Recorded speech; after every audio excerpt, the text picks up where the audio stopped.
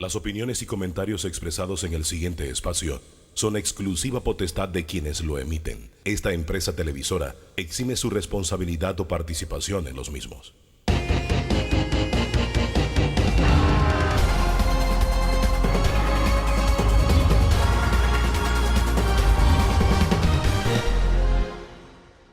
tal? Buen día, bienvenido, bienvenida a Debate Abierto, esta cita dominical que tenemos con la opinión, el análisis, las diferentes corrientes de pensamiento. Demos un vistazo a la agenda que tenemos para hoy, por ejemplo. Ponemos la actualidad nacional bajo la lupa del empresario Roberto Bobby Eisman. La guerra contra la delincuencia, ¿estamos ganando o perdiendo?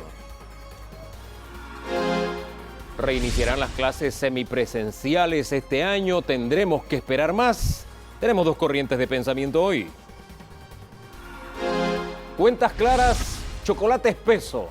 La rendición de cuenta del vicepresidente José Gabriel Carrizo es tema de debate hoy, aquí en Debate Abierto. Bien, esta es la agenda de temas. Vamos a las entrevistas.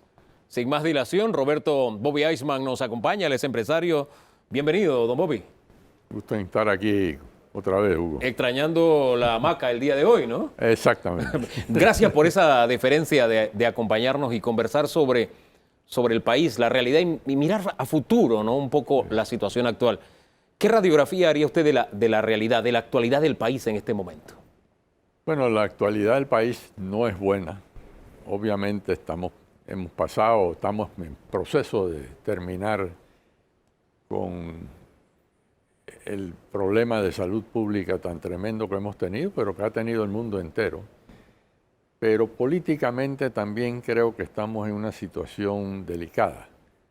Es decir, yo siento que el gobierno del presidente Cortizo, que es nuestro gobierno, es mi presidente, porque es presidente de todos los panameños, está en una situación de desgaste parecido al desgaste que tiene un gobernante en su último trimestre de gobierno. Y nos faltan 3 años. Entonces ese es un vacío y un problema y un peligro para el país, ¿no? Ahora, disculpe, ese desgaste que usted dice tiene el presidente Cortizo, ¿a qué se debe? ¿A su forma de gobernar o a esta situación con la que se ha tropezado el mundo, que es el manejo de la pandemia? Bueno, cojamos uno por uno. El manejo de la pandemia, en mi criterio, tuvo varias fallas. Una es la falta de racionalidad en lo que se hacía. Porque si van a apretar Tocumen, por ejemplo, que es lo último que ocurrió, no hagan las cosas con la ineptitud total en que se hizo y que básicamente cerró el país hacia el sur.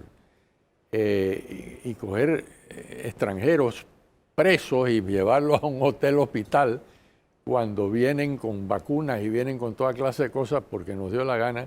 Hay que ser racional y han sido muy poco racionales. Lo otro es que han trabajado con el miedo, han promovido el miedo, el pánico, y yo creo que el cuerpo humano, cuando está en pánico, todas las defensas se reducen y hay mucho más capacidad de caer enfermo con cualquier cosa.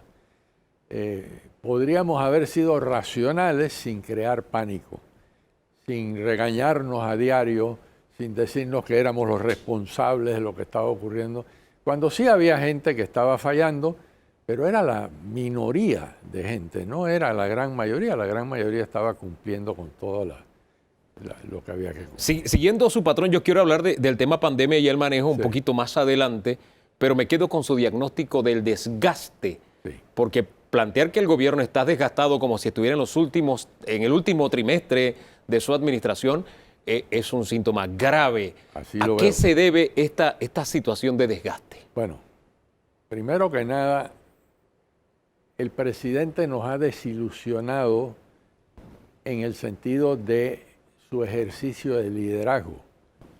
El presidente es un hombre que conocíamos con fuerza, conocíamos con decisión. Hombre, renunció a un ministerio en un país donde nadie renuncia a nada, Hugo, ¿no?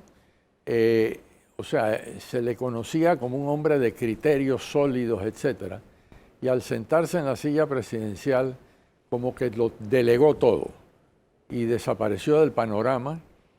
No se le sentía, no se sentía ningún liderazgo y delegó en gente que realmente no elegimos. O sea, son funcionarios nombrados, con excepción del vicepresidente, que ganó una vicepresidencia con el voto popular, pero no el ministerio de la presidencia. ¿Por qué hace esa diferenciación?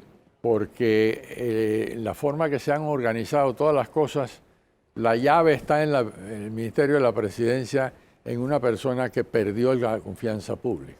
¿Por qué dice que el vicepresidente perdió la confianza pública? Porque hubo demasiadas cosas desde el inicio que manifestaban que él y sus amiguitos estaban ahí para hacer negocios, no para gobernar. Entonces eso dañó su reputación en el ministerio inmediatamente. Ahora, fíjese, en este mismo programa el presidente dijo que el vicepresidente era un hombre honesto, era un hombre leal, un hombre preparado, o sea, lo defendió. De una familia honorable. De una familia honorable. Martinelli también vino de una familia honorable. El padre era un dentista muy honorable y muy querido. Eso no venía al caso. Lo que venía al caso con un deterioro como el que ha habido es un golpe de timón. Cualquiera que maneja una organización grande tiene que saber percibir cuando la organización en términos de credibilidad comienza a caer. Porque cuando agacha la cabeza, el movimiento es hacia abajo y hay que dar un golpe de timón para tratar de volver hacia arriba. ¿Cuál sería el golpe de timón que tendría que dar el gobierno ante esta pérdida de credibilidad que usted dice y de desgaste donde nos ubica? La manera más fácil para un gobernante dar un golpe de timón es con cambios en el gabinete. Eso da el mensaje. Eso da el mensaje claro si los cambios son positivos, ¿no? Ese es el golpe de timón más fácil. Hay otras maneras de hacerlo, pero ese es el más dramático, ¿no? Ahora, hay quienes dicen no se cambia el capitán cuando estamos en la mitad del río. Así que ahí hay recetas y hay recetas, pero si usted tuviera que inclinarse por ese cambio, la más fácil, dice usted, la más rápida, ¿en cuáles ministerios, qué ministerios usted diría estos necesitan un cambio urgente para dar ese cambio de timón? Tenemos el Ministerio de la Presidencia, tenemos el Ministerio de Obras Públicas y tenemos un ministerio asesor para las inversiones. Ese es el reconocido combo por el cual todo lo que se hace pasa. Y no solamente es una percepción pública, es que ellos son bocones y lo dicen por todos lados donde van. Aquí está la llave de todo lo que ocurre. ¿Eso lo dice el combo? El combo. ¿Y quiénes conforman el combo, disculpe? Le acabo de decir los tres ministerios que son. Esos tres conforman el combo. Sí. Ministerio de Obras Públicas, el Ministerio Asesor y el Ministerio de la Presidencia. Exacto. Eso es un grupito que maneja todo lo que pasa por el gobierno. Cuando usted dice todo lo que pasa, ¿se refiere a contrataciones, se refiere a negocios? ¿A qué se refiere exactamente? Me refiero a toda la gestión pública. O sea, todo tiene que pasar por ahí. Y ahora en pandemia, chorros de dinero tenían que pasar por ahí. Porque estamos hablando de mucho dinero el que se ha gastado. Ningún sacrificio por parte de los funcionarios públicos en un momento en que mucha gente está, no voy a decir muriéndose de hambre, pero cerca de. O sea, hay gente pasándola muy mal. Ahora usted me habla de chorros de dinero que pasan por esos tres ministerios. ¿Tenemos que poner un signo de interrogación, de duda, de cómo se está manejando ese chorro de dinero? Sí, porque han habido dudas, han habido licitaciones que no fueron claras, han habido sobreprecios que se han conocido. O sea, ha habido mucha cosa, pero ha habido mucha cosa desde el inicio, Hugo. Entonces, por eso el desgaste tan brutal a estas alturas, que es un gobierno nuevo.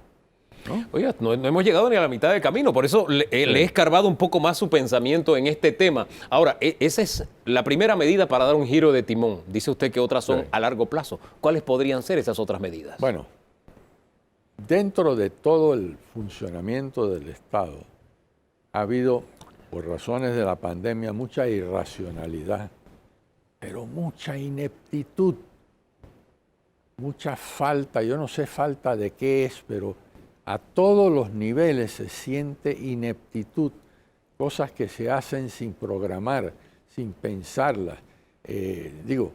Tomemos como ejemplo el más sencillo y el más frecuente, el más reciente, que fue la fiesta del aniversario del grupo solidario. Del Panamá Solidario. Cuando yo vi la respuesta del Estado o del gobierno respecto a la crítica, me di cuenta por la respuesta que ahí hubo mucha gente en el Palacio Presidencial que se pasaron semanas programando ese acto, que no hubiera uno que diga, señores, esto políticamente es un suicidio. Me parece increíblemente inepto de toda esa gente que está ahí. Cuando usted habla del nivel de la respuesta que no le satisfizo, ¿cuál hubiera sido la salida para lavarle la cara a la administración ante esta situación que se dio en Atlapa? Las salidas más fáciles es decir la verdad. Decir la verdad funciona muy bien, sobre todo porque se recuerda. Cuando uno dice la mentira, uno no se acuerda de la mentira que dijo y entonces mete otra mentira y es una bola de nieve. Hay que decir la verdad. Nos equivocamos. La intención fue esta. La cosa se salió. No se cumplió la intención. Le pedimos excusas al país por lo que ocurrió. Se hubiera salido por la puerta ancha con una respuesta así. Yo creo que sí. Bueno, si usted tuviera que ponerle buena nota al gobierno en algo, ¿en qué sería? ¿Por qué se ríe? Me río porque no es fácil encontrarla. Pero ahí pasa revista. Mire, nosotros tenemos una virtud en este país. Si usted da una miradita por todo nuestro vecindario, nosotros tenemos un gobierno legítimamente elegido por el voto popular. Nadie dijo que hubo una trampa en la elección. Se encargó el partido de la dictadura, por decirlo en alguna forma, porque esa es la historia del partido. Si algo debía tener el partido, son gente experimentada en gobernar, porque tuvieron muchos años gobernando. Y este presidente ahora no tiene oposición. No hay oposición. ¿Cómo que no tiene oposición? Lo que está haciendo Cambio Democrático con Rómulo Rux, lo que está haciendo el panameñismo con José Isabel Blandón, ¿no es suficiente? Yo no creo que están haciendo una oposición frontal y democrática al gobierno. ¿Qué están haciendo entonces? Más, yo veo más oposición, Hugo, yo veo más oposición del PRD hacia el gobierno que de los partidos de oposición hacia el gobierno. ¿Quién sería el líder de la oposición del PRD hacia el PRD? No, eso sí no te lo voy a decir porque... ¿O hay varios líderes? No, es que ahí sí me puedo equivocar de bruces porque yo realmente no conozco la interioridad del Pero partido. hay figuras públicas que aparecen y asumen posiciones. Pero el otro día me dijo alguien que está cerca de la presidencia, que habían hecho una encuesta y que el 58%, 60% de la crítica hacia el vicepresidente venía del PRD. Fuego amigo. Sí. Entonces... está muy enredada la cosa, muy enredada. Ahora, en alguna medida eso es positivo si viéramos que los partidos se autocritican, se autodepuran y corrigen. O sea, del todo no es tan malo. Sí. Pero se tiene esa capacidad de autodepurarse, de autocorregirse. Es que eso no es lo que está ocurriendo. Aparentemente lo que está ocurriendo es que hay republiquitas sacándose la entretela entre ellos. ¿Me explico? Es decir, no... Se me ocurre una cosa, por ejemplo, la mina y los problemas que sabemos que hay con una mina que tiene colgada de la brocha su contratación, ¿no? Y es 3.6% del PIB hoy en día. Hay toda clase de movimientos dentro del partido PRD respecto a eso. Hay una gente que quiere cerrar ese contrato y abrir uno de 50-50 o 49-49-2, que sería, por ejemplo, igual que en el Canal de Panamá, el primer año de operación hubiéramos dicho, váyanse de aquí, que nosotros nos vamos a encargar de esto.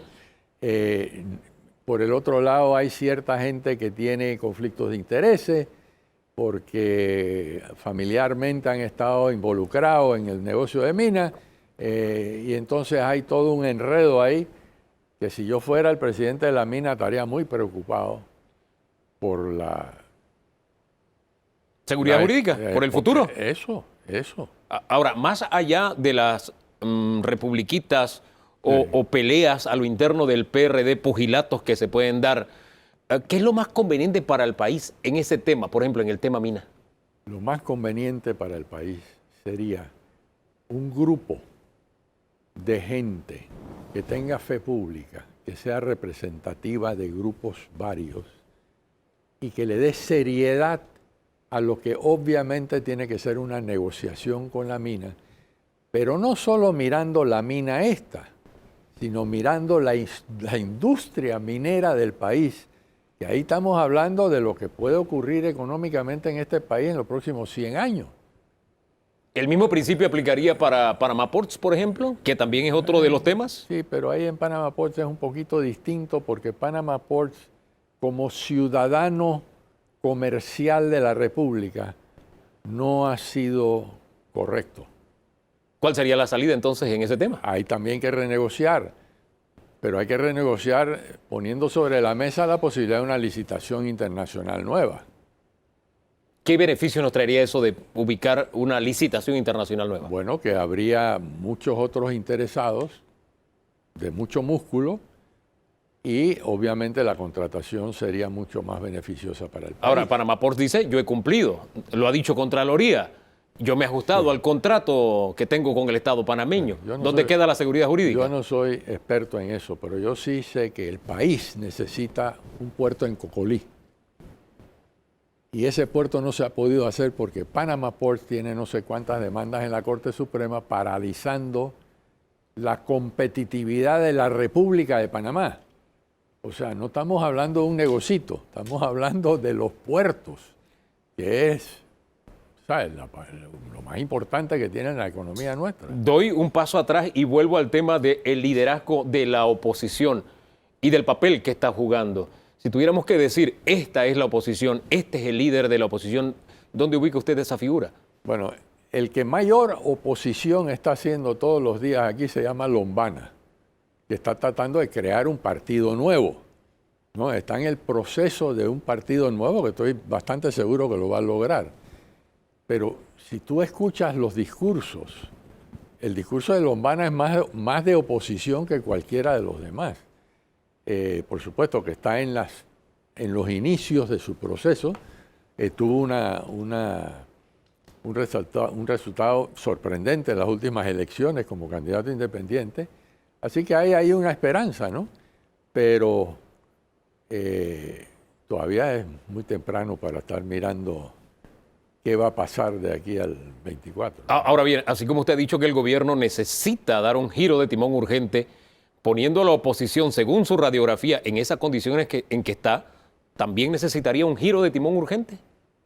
La oposición tiene mucho que hacer para convertirse en una oposición.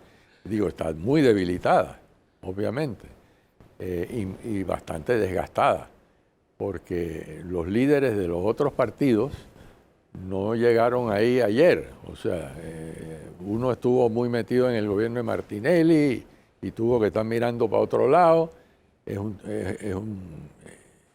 panameño que yo respeto sus capacidades, su conocimiento, pero no hay que eliminar esa consideración. Y por supuesto Blandón ya estuvo en una elección y perdió muy mal, tuvo muy mala actuación del panameñismo en la última elección. Así que la cosa está bastante difícil de predecir ahora mismo, ¿no? Ahora, si en el gobierno llueve, entonces podemos decir que en la oposición no escapa. Sí y no. Sí y no, a ver. Porque la oposición tiene una responsabilidad de oponerse democráticamente al gobierno. Pero usted me dice que no está jugando su Pero papel. el gobierno tiene la responsabilidad de gobernar. De gobernar, claro. No, proporciones guardadas, se lo digo, ¿no? Claro. Proporciones guardadas. Sí. Ahora, hay una figura en oposición que dijo, vamos en el 2024 por la presidencia. Y se trata de una reelección. Se trata de don Ricardo Martinelli, que recién acaba de inaugurar su... ¿Por qué se ríe? ¿En serio? Me río porque es un fenómeno, no de Panamá, es un fenómeno que estamos viendo en el mundo entero, de elegir gente que son irracionales. Para comenzar, irracionales. Luego, con una honestidad muy, no voy a decir una honestidad, un manejo público totalmente corrupto. Así define usted Martinelli. Así eso. Martinelli ha sido el ladrón más grande que ha llegado a la presidencia de la República de Panamá en toda su historia. En toda su historia. Yo estimo que la fortuna que Martinelli se llevó está en alrededor de 6.000 millones de dólares. Ahora, usted sabe que el que enfila sus cañones con palabras como las suyas hacia el señor Martinelli, todos son objeto de demanda. Él tiene un equipo legal para eso. Sí. Usted lo dice sin ese temor. Sí. Martinelli me ha dicho a mí de todo. Ajá. Martinelli me ha atacado de todo. Yo todavía estoy en la Corte Suprema de Justicia peleando el asunto de los impuestos, que cada vez que él toma la palabra dice que yo no pago impuestos y que soy el evasor y qué sé yo, qué sé cuándo. Una cosa que fue un invento de él con el otro muchacho que está preso ahora, ¿cómo se llama? ¿Chichi? No, ese Chichi era su secretario. En la DGI. Cucalón. Cucalón. Entre él y Cucalón inventaron ese asunto mío. ¿Y por qué? ¿Por qué yo? Porque dentro de su plan de llevarse todo lo que podía llevarse, uno de los obstáculos era la prensa. Entonces no se puede atacar a la prensa institucionalmente, entonces vamos a atacar a la persona que todo el mundo siente que maneja la prensa desde su casa, cosa que yo a la prensa salí, iniciamos en el 80, yo salí en el 95, saca la cuenta de cuántos años que no estoy ahí, y no estoy, de verdad que no estoy. Ahora, ¿no? Si sacamos la cuenta, aquí hace falta alguien en la mesa, llega tarde, y tiene su descuento ya por haber llegado tarde, pero ya está con nosotros. Sumamos a la mesa a nuestro analista Danilo Toro en el siguiente segmento y seguimos revisando la actualidad del país con usted, ¿le parece? ¿Cómo no? Pausa y regresamos en segundos nada más con más aquí en Debate Abierto, conversando con don Roberto Bobby Eisman.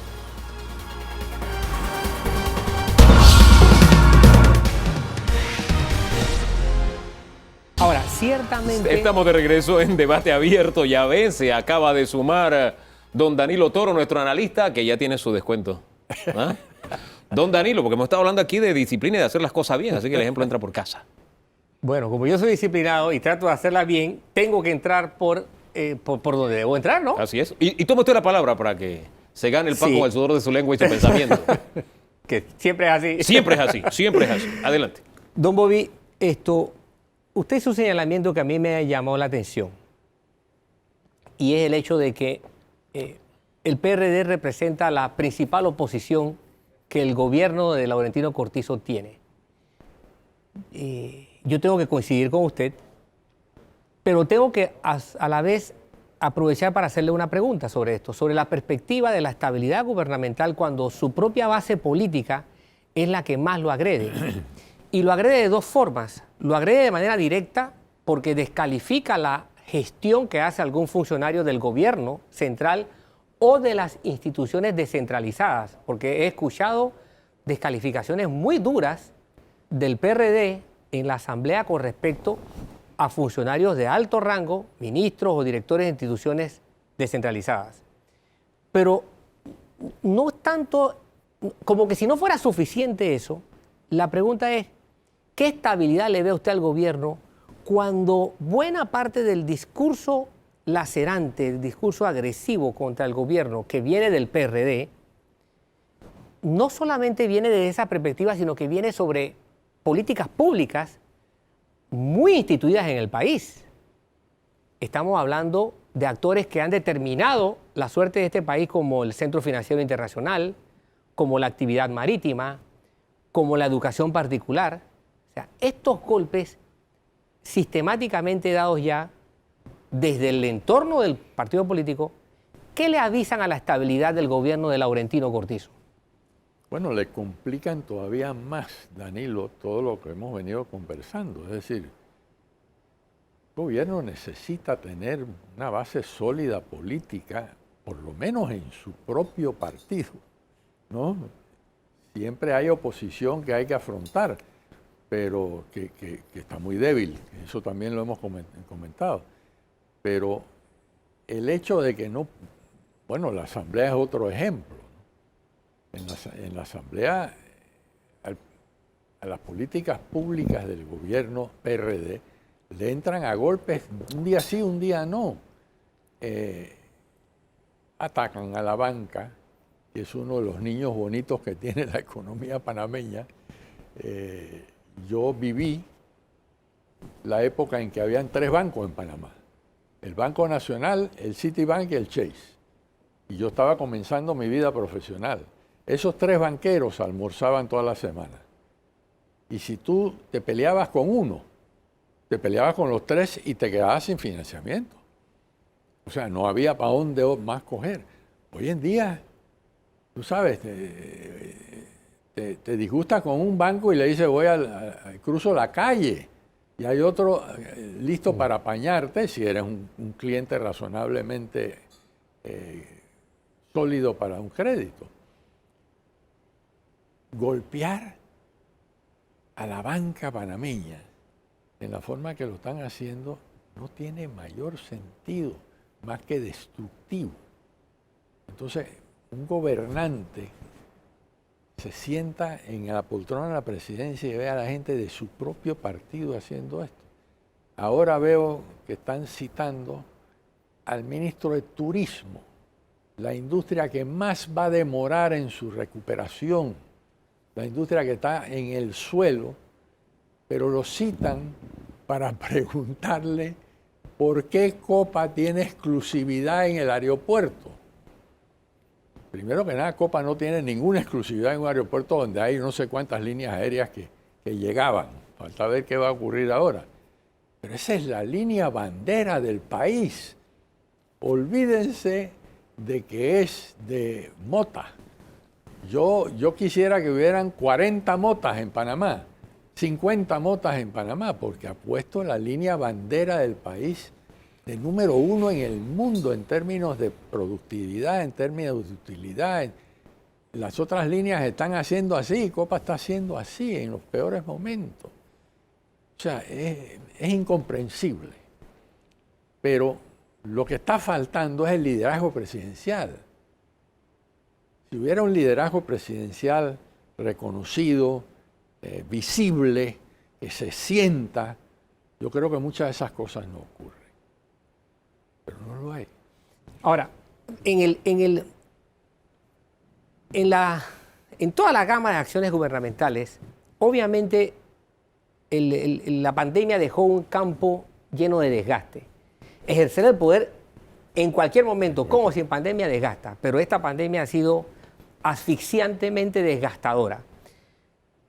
A la larga, muchas de las críticas, ¿considera usted que se pueden descalificar, o si no descalificar, por lo menos podrían quedar atenuadas, porque los números que Panamá presenta a esta altura de la pandemia son números que comparativamente a escala internacional son muy, muy optimistas? O sea, países que estaban aparentemente mucho mejor que nosotros en un reciente pasado, estaban terriblemente mal.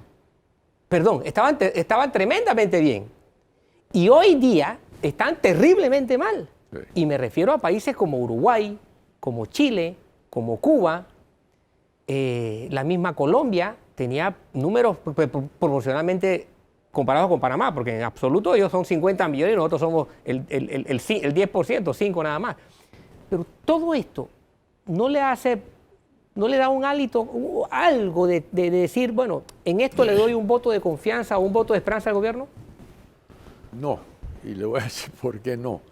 Porque yo creo que lo que está saliendo bien son las estimaciones de qué es lo que va a ocurrir en Panamá en el próximo año, año y medio, 2 años. Y esas estimaciones están basadas en nuestras naturales virtudes y ventajas. La posición geográfica, la posición bancaria, la posición del canal, o sea, el dólar como moneda, todas aquellas cosas que tradicionalmente sabemos que son nuestra fortaleza frente, por lo menos frente al vecindario, digámoslo, ¿no? Están ahí. Nadie se las robó, nadie se las llevó. Entonces, cuando esos economistas allá en Washington y qué sé yo se sientan a ver, ahí están las virtudes, ahí están las ventajas competitivas, entonces eso les da para proyectar más, mejores números para nosotros, porque son proyecciones, todavía no lo estamos viendo. Esos mejores números, esas proyecciones, por ejemplo, del Banco Mundial, de que nuestra economía crecerá la mejor del continente, ¿usted la ve real? Pero la mejor del continente es sobre el piso donde estamos. Sí. No olvidemos eso. Totalmente que de acuerdo. vamos a crecer 9%. No es 9% de donde veníamos, es 9% del piso. Así que, mira, yo tengo mucha fe en mi país. Yo tengo la raíz muy profunda en mi tierra. Y yo creo en mi tierra y creo en mi país y estoy seguro que nosotros vamos a salir de esto. Pero yo no veo por qué tenemos que malgastar 3 años más de gobierno en un solo desgaste sin que ese gobierno reconozca ese desgaste y que dé un golpe de timón para tratar de volver a adquirir confianza pública. O sea, me parece un ¿Tiene mal espacio gasto. para ganar confianza pública todavía? Siempre hay. Un gobierno siempre puede hacer cosas pero claro, entre más agachas, más difícil es la subida. Y por eso es que he venido insistiendo yo públicamente porque los golpes de timón no solamente son de gobierno, son de cualquier administración, de cualquier gran empresa. Yo he estado 1000 veces en empresas donde de repente lo que armamos no está funcionando y comenzamos a agachar el pico y bueno, esto no se puede dejar así. ¿Qué golpe podemos dar para, no? Y el gobierno es la gran empresa de todos los panameños. Ahora, no hay ninguna razón para no poderlo hacer. Siendo el gobierno y el país la gran empresa de todos nosotros, surgen iniciativas. Llamar a una constituyente, grupos de la sociedad civil, se ha sumado también los partidos políticos tradicionales. ¿Le ve futuro a esta iniciativa? Mire, mi historia con la constituyente es muy variada. Yo fui papo. ¿Se acuerdan del papo? Claro. ¿Cómo no? Muy poca gente se Carlos acuerda Iván del Papo. Zúñiga.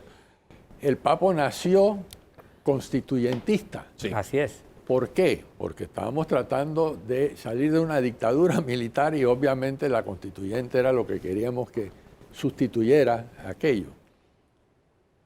Eso no ocurrió, hubo varias reformas, el país hizo así económicamente, volamos económicamente, todas las cifras estaban mejorando, teníamos todavía la polarización económica y social inaceptable para mi concepto, pero estábamos en el camino de poder tener suficiente crecimiento para poder atender la deuda social, que es monstruosa.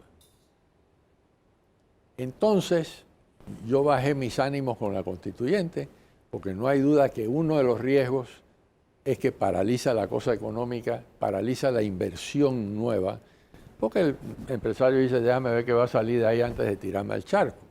Es lógico.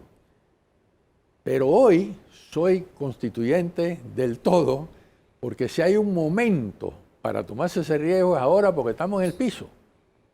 O sea, el riesgo económico es bastante menor porque estamos allá abajo.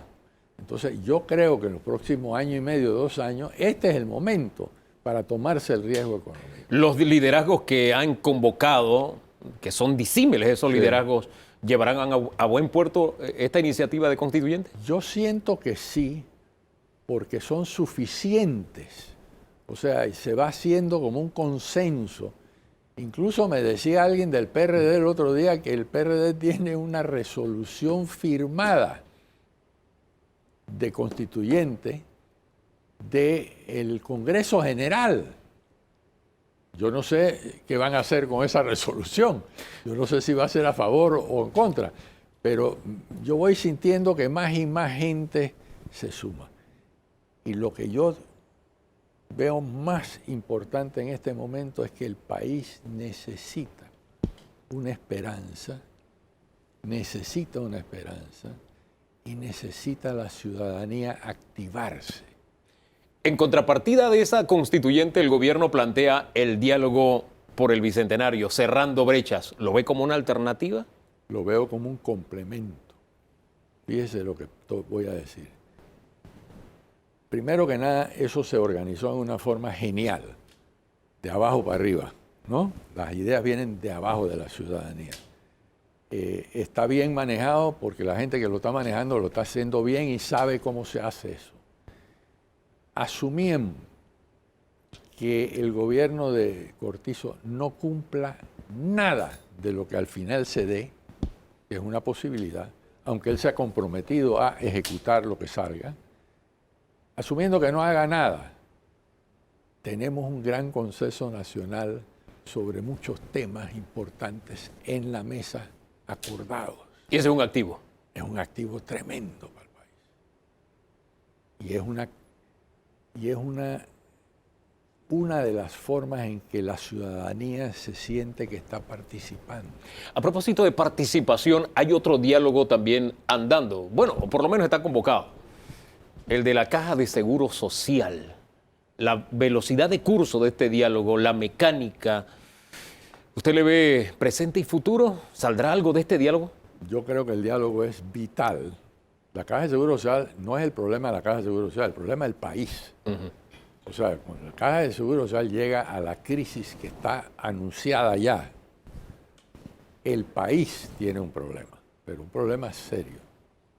Pero yo estoy convencido por la información que yo tengo que el gobierno no tiene la menor intención de que ese diálogo resulte. ¿Cómo? Así como lo oye.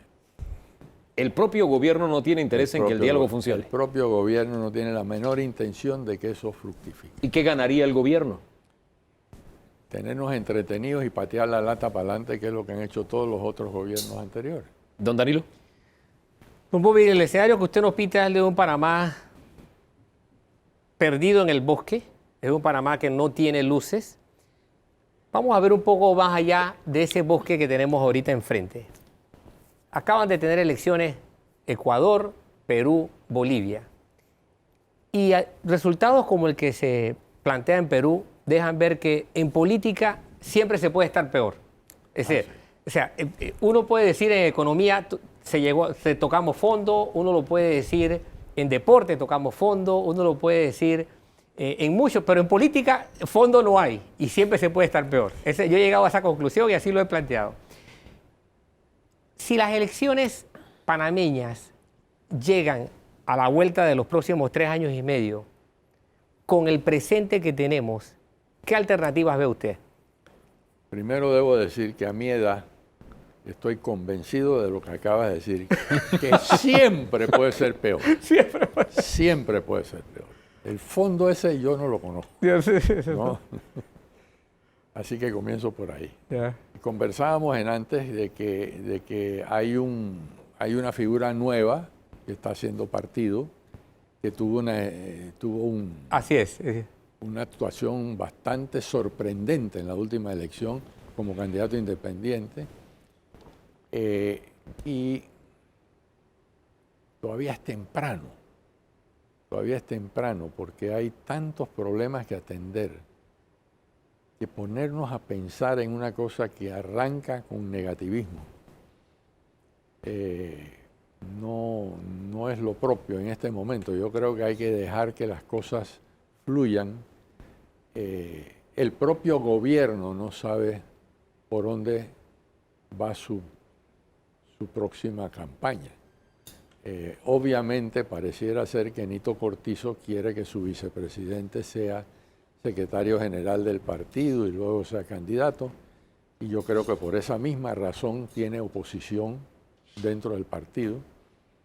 O sea, el candidato de Nito ya está chamuscado, ¿no? Y eso es parte del problema interno que hay. Obviamente las cosas están bastante claras en el panameñismo y el CD de Rux, que ellos serán los candidatos, pero falta ver qué otra cosa se presenta. Ahora bien, sí, disculpe. En el otro entorno, también mirando hacia afuera, ¿cómo ve usted a Panamá en el debate China-Estados Unidos?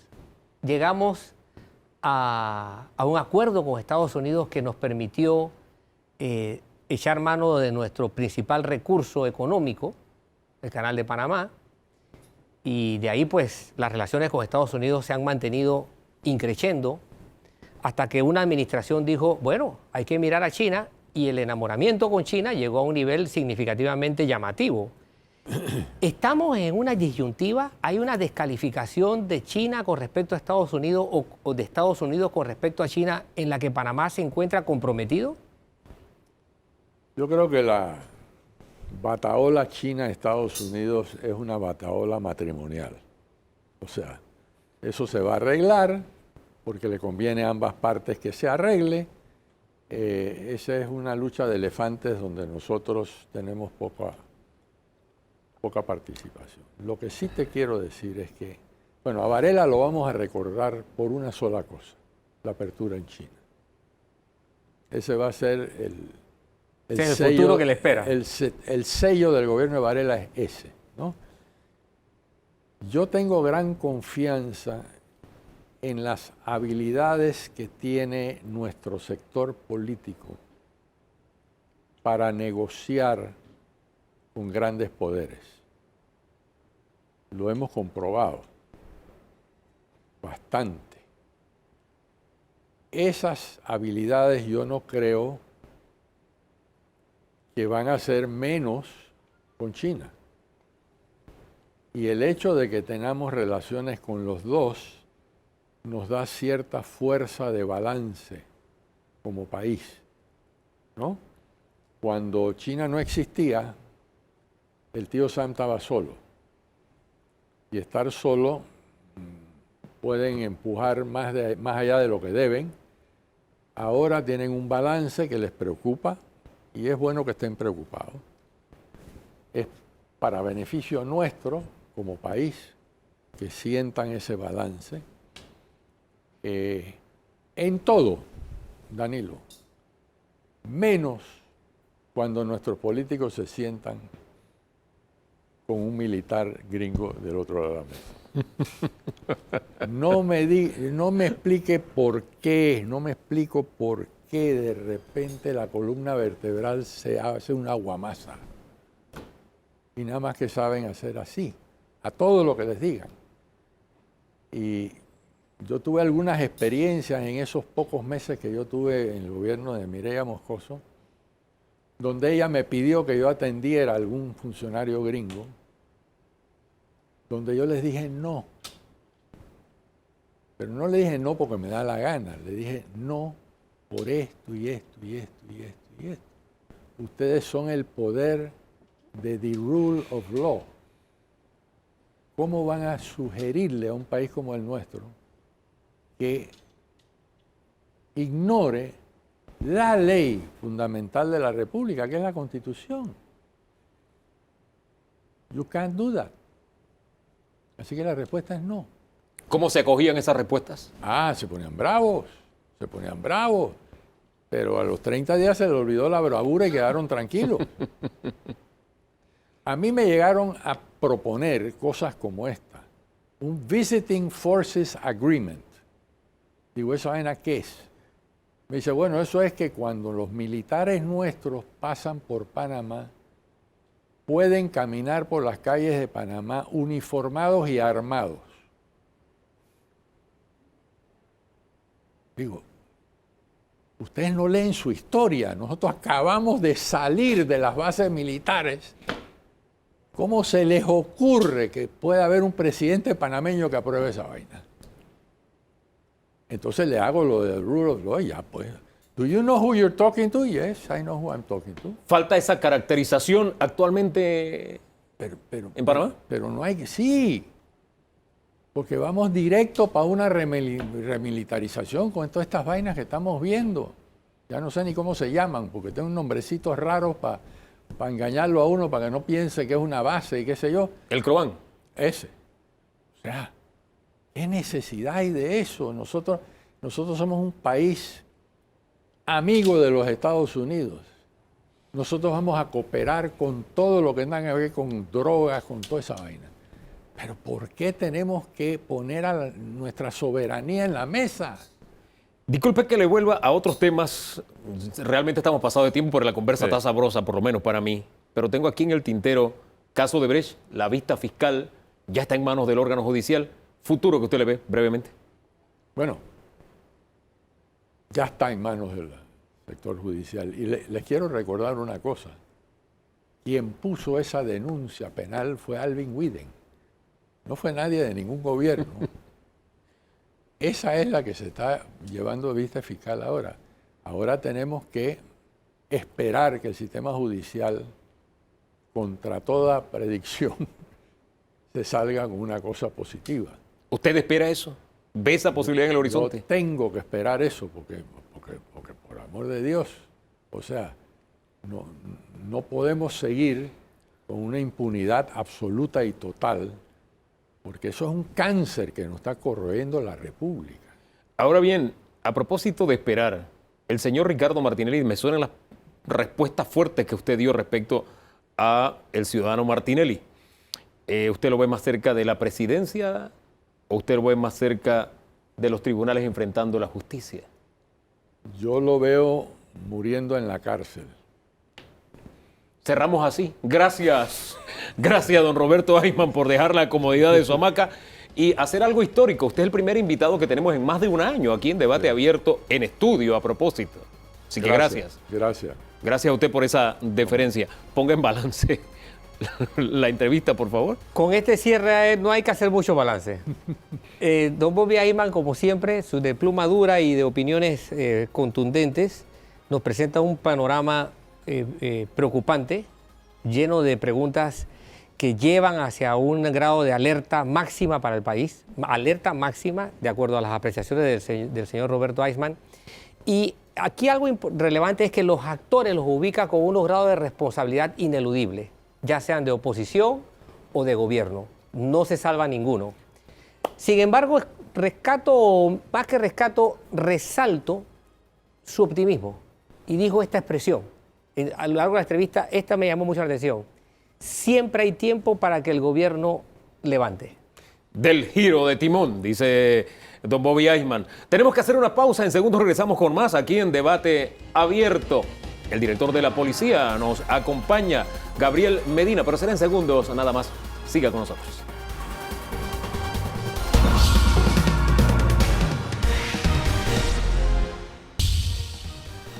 El comisionado Gabriel Medina es el director general de la Policía Nacional y nos acompaña en Debate Abierto. Señor director, muy buen día, bienvenido.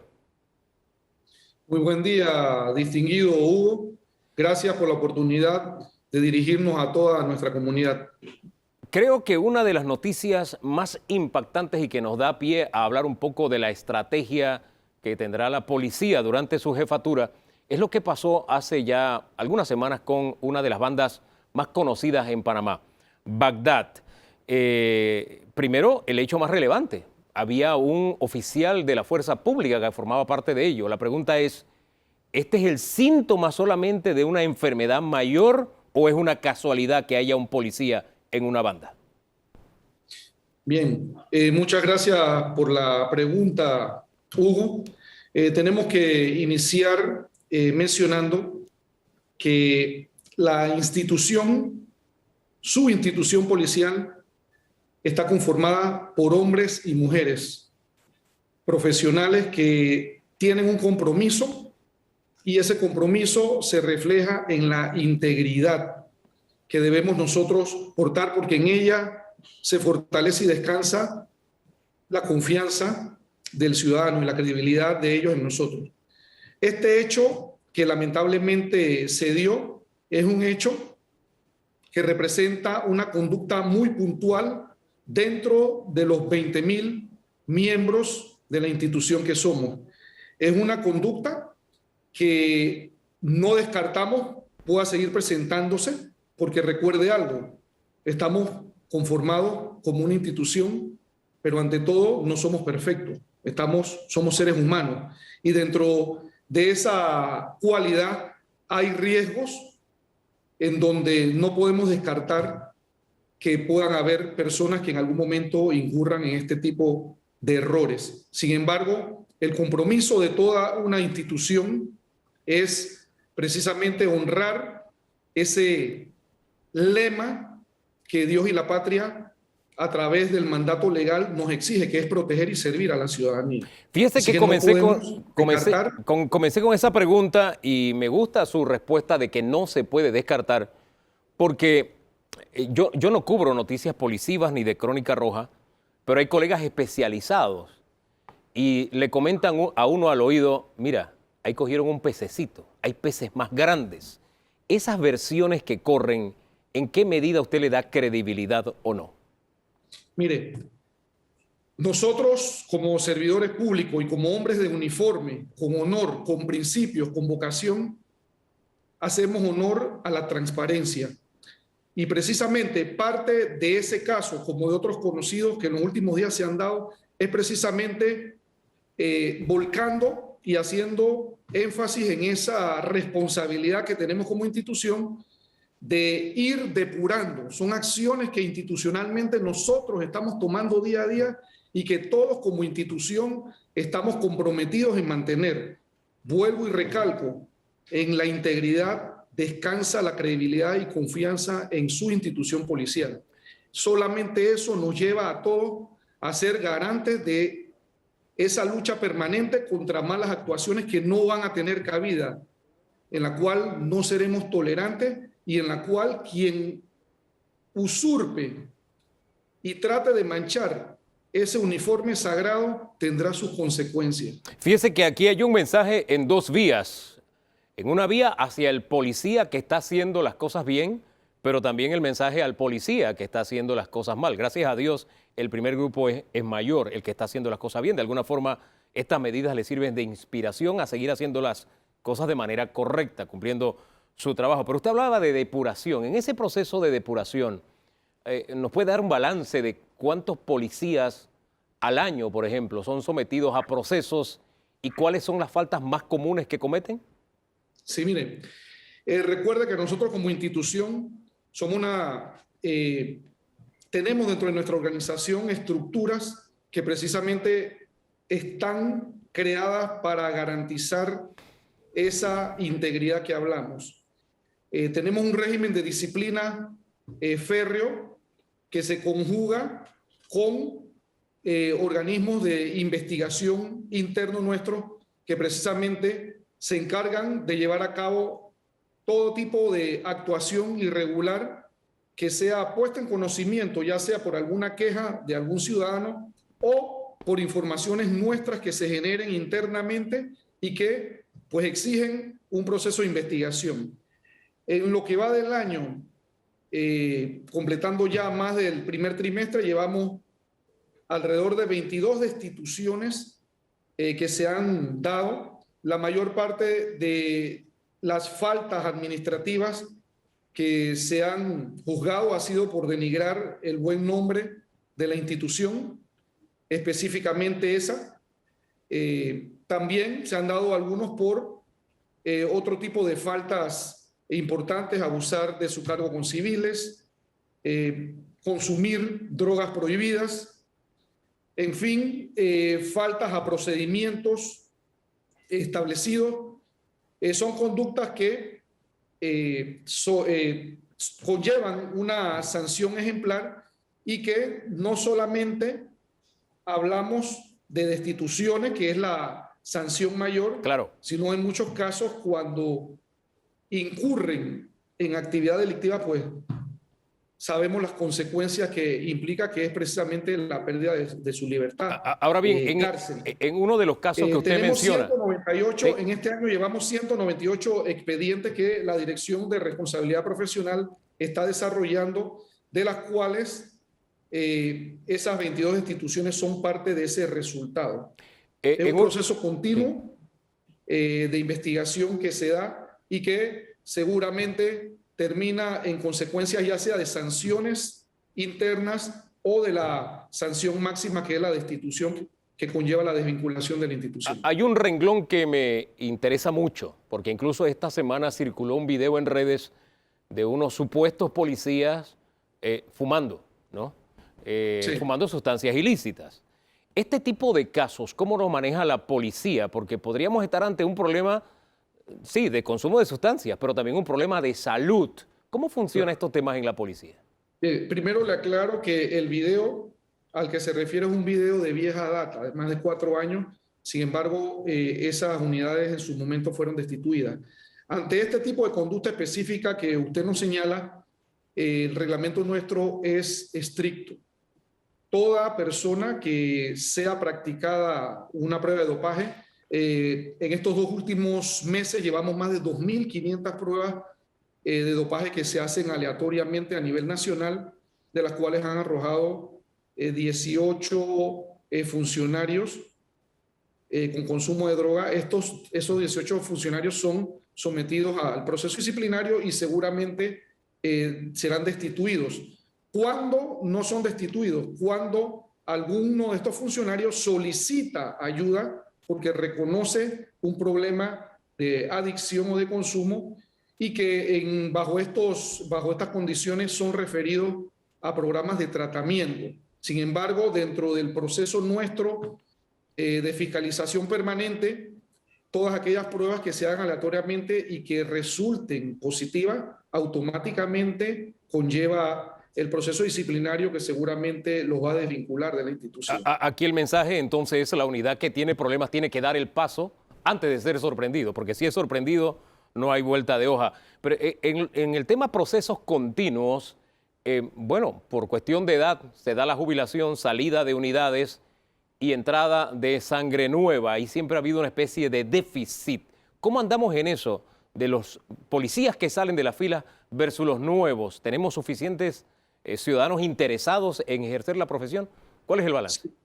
Sí, mire, el problema del déficit de personal es un problema que obedece a una necesidad histórica y que está relacionada con algunos errores históricos que a lo largo del desarrollo institucional no hemos podido alcanzar. Recordemos que la institución nace de la Fuerza de Defensa posterior a la invasión norteamericana que sufrimos en 1989 y que antes de esa invasión había una proyección de desarrollo institucional por temas de el canal.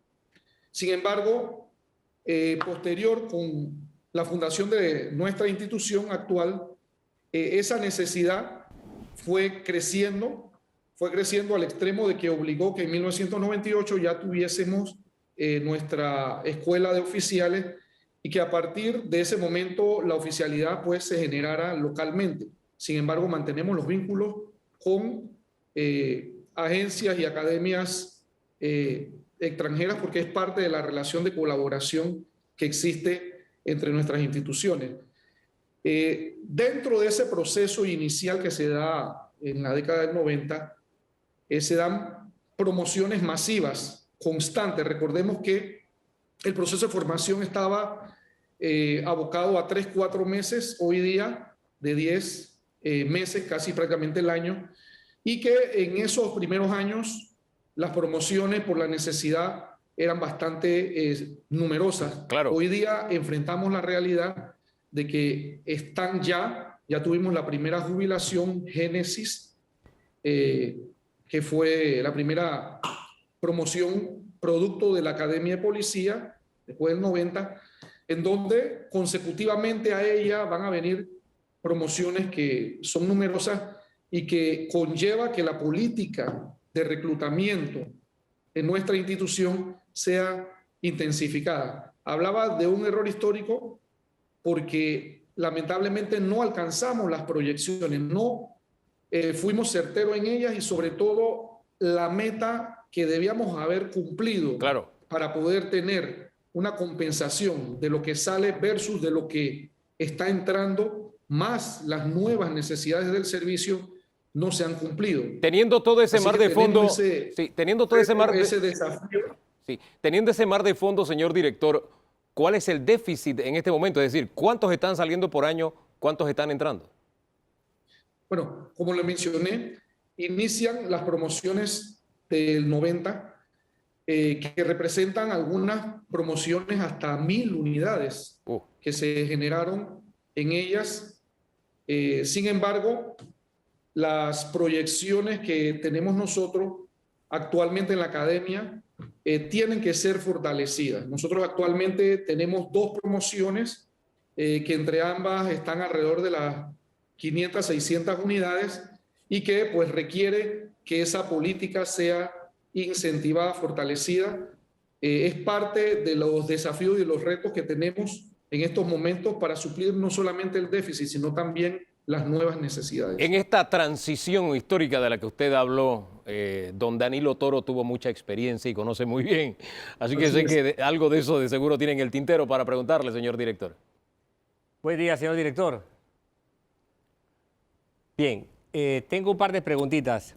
La primera tiene que ver con algo del ámbito formativo de las unidades, o mejor dicho, no tanto con el ámbito formativo, con el esquema de regulación interna de las unidades. Y la segunda tiene que ver con el ámbito operativo de la institución. La primera pregunta, señor director, es sobre el tema que abordó iniciando Hugo. ¿Qué modelo cree usted que funciona mejor para la Policía Nacional? ¿El modelo de una dirección de responsabilidad profesional que vele por esos mecanismos de regulación que usted planteó, perteneciente a la cadena de mando, es decir, que la cadena de mando lo tiene a usted como máximo responsable, o el modelo en que la dirección de responsabilidad profesional no está en la cadena de mando, sino fuera de la institución? Esa es una pregunta. Le haré la otra de carácter operativo después de esta. Muy bien, miren, compartimos el criterio y es parte del esfuerzo que estamos tratando de desarrollar y que hemos, junto con el señor ministro, dialogado y estamos buscando esa opción. Nosotros somos del criterio de que por razones de transparencia y de efectividad, la Dirección de Responsabilidad Profesional, que es un organismo interno nuestro, debe ser jefaturado o liderizado por una persona que no sea del entorno institucional, es decir, por un abogado que tenga experiencia investigativa, que tenga una trayectoria profesional intachable. Esa acción va a garantizar mayor objetividad y menos injerencia en un momento determinado de alguna decisión, alguna intención que se pueda tener dentro del escalafón. Hablo desde el director hacia abajo. Esto realmente debe garantizar la objetividad y la certeza de una investigación imparcial. Hacia esa dirección en estos momentos estamos caminando, de manera que podamos darle mayores capacidades inclusive a esta organización de asuntos internos nuestra, que pueda potenciar precisamente esos resultados y ser más efectivo en la búsqueda y en la garantía de la integridad institucional, que es un compromiso y una intención de todos los que formamos parte de esta honrosa institución. Gracias. Esta es prácticamente una primicia. La otra pregunta... Lo es. Démosle el nombre propio. Exacto, es una primicia. Señor director, otra pregunta. La gente, la sociedad se suele fijar en cuáles son las estadísticas de la criminalidad y plantearnos la pregunta que si la criminalidad está ganando o perdiendo la guerra. Yo quisiera ver si usted puede decirnos otro enfoque de la naturaleza operativa de la policía. ¿Cómo se ha comportado la reacción, la capacidad de respuesta de la policía? Independientemente de que la incidencia de delitos aumente, si se ha cortado el tiempo de captura de personas que la policía tiene que capturar, ¿cómo ha variado esta capacidad operativa de la policía? Sí, miren, es algo importante que analizábamos nosotros y comparando los resultados operacionales del primer trimestre del año versus el mismo periodo del año pasado, nosotros podemos decirle en estos momentos que nosotros como institución hemos incrementado en un 36% más las capturas en flagrancia, es decir, durante el desarrollo del delito que el año pasado. ¿Qué significa eso? Varias cosas. Primero, que hay una respuesta oportuna de la policía. Eso significa que estamos materializando en mejor forma o de mayor contundencia ese compromiso que tenemos con nuestra labor. Segundo, que hay una participación también más oportuna por parte de la ciudadanía a través de la denuncia, a través de la colaboración con su policía. Es importante mencionar que hemos desarrollado o hemos fortalecido algunas acciones precisamente que van tendientes a acercar más esa colaboración ciudadana. Existen plataformas que tenemos que fortalecer, que la ciudadanía participe más de ella. Tenemos un app de la policía en donde facilita precisamente la denuncia ciudadana de una manera bastante segura, inclusive tiene un botón de pánico que permite que ante una situación de riesgo nosotros podamos ubicarla geográficamente, facilita el trabajo, eso nos da un mayor sentido de oportunidad en la respuesta ciudadana. También a través de una plataforma importante que es una organización regional, Crime Stopper, que es una plataforma muy bondadosa en donde el ciudadano también accesa a la denuncia segura de cualquier tipo de conducta, delito, falta o alguna otra situación que conlleve respuesta por parte del Estado. Señor en esa director. plataforma usted puede inclusive subir fotografías, croquis, video, de manera que complemente la información que necesitamos nosotros para actuar más efectivamente. Le estamos pisando los talones al siguiente bloque. Se nos acabó el tiempo, pero nos ha dado varias primicias, incluso en esta última respuesta. Y tengo 3 cositas rapiditas, así que a las preguntas que le voy a hacer le voy a pedir respuestas breves. Tomando como referencia a Bagdad, ¿hay otras bandas en la mira? Porque Bagdad estaba herida de muerte, estaba dividida. Hay otras que están fuertes. ¿Cuál es la estrategia que hay respecto al tema bandas? Bien, en la mira de la policía están todas las organizaciones que transgredan la ley. Esto es solamente una muestra de el inicio de un refuerzo institucional, sobre todo en un momento en que gozamos del apoyo y de una relación fortalecida con nuestras autoridades, específicamente con nuestras autoridades del Ministerio Público, que han permitido precisamente incrementar esa respuesta y esa lucha hacia estas organizaciones. Le adelanto que solamente en el periodo del primer trimestre llevamos un 70% más de allanamientos que en el mismo periodo del año pasado. Eso le muestra a usted el trabajo fortalecido y en equipo que se lleva con nuestras autoridades. Y que en efecto van a apuntar no solamente a esa organización, a todas las organizaciones que usurpan afectar la paz, la convivencia y la seguridad de nuestro país. Lo otro es que hay cansancio en las filas de la policía, nos lo dicen los propios policías. Ellos no han dado la milla extra, han dado muchas millas extras durante la pandemia. Todos sabemos el papel que han jugado. ¿Hay alguna estrategia para que tomen su respiro y su descanso o esto seguirá en pie de guerra hasta cuando el país se haya vacunado? Mire, gracias por la oportunidad, Hugo, por la pregunta que me da, porque me permite agradecer y darle una palmada al hombro a todos nuestros compañeros uniformados. Realmente, en estos momentos de pandemia, nosotros hemos aprendido a ser más eficientes porque tenemos nuevas tareas que cumplir, que precisamente el entorno que ha brindado la pandemia nos ha exigido apoyar muchas nuevas tareas, muchas nuevas acciones.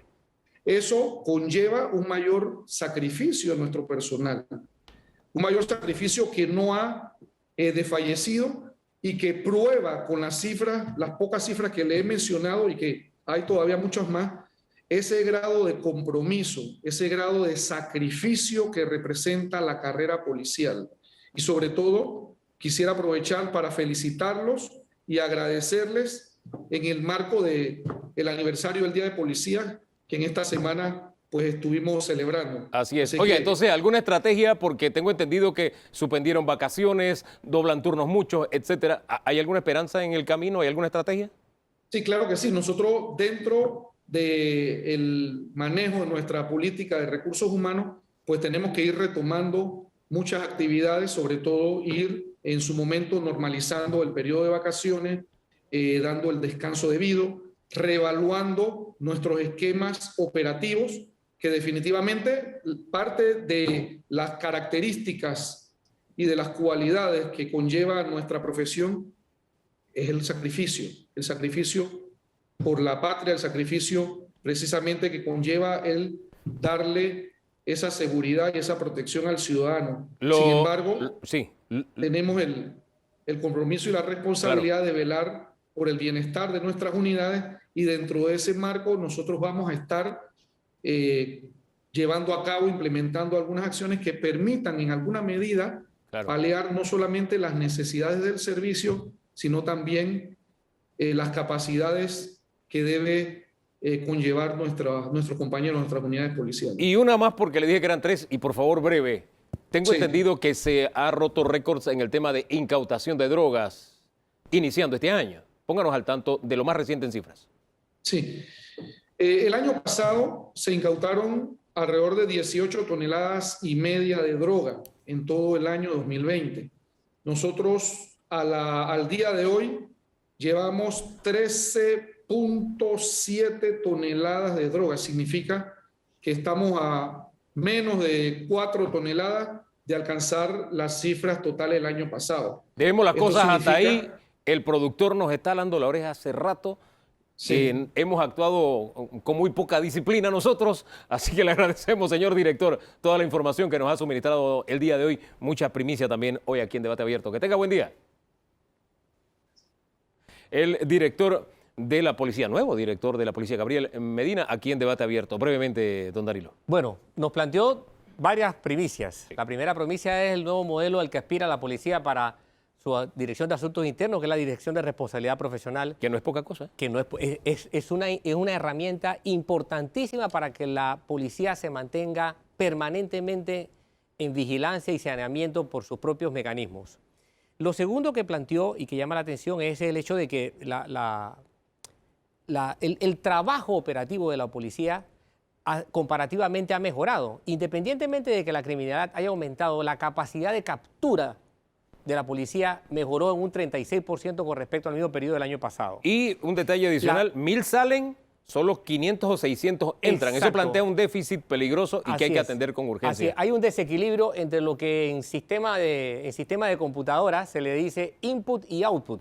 Hay un desequilibrio allí que el Estado tiene que resolver. Urgentemente. Porque eso es un punto débil. Tenemos que hablar de educación. En segundos nada más, aquí en Debate Abierto.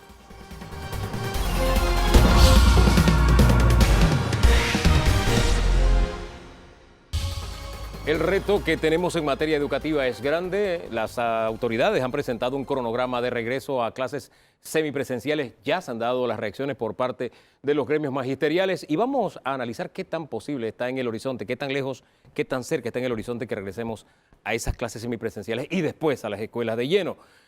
Para estos efectos nos acompaña Nivia Rosana Castrellón. Disculpe, Nivia, buen día, ¿cómo está? Supremamente bien, gracias. ¿Y tú? Bueno, ya usted ve, trabajando duro.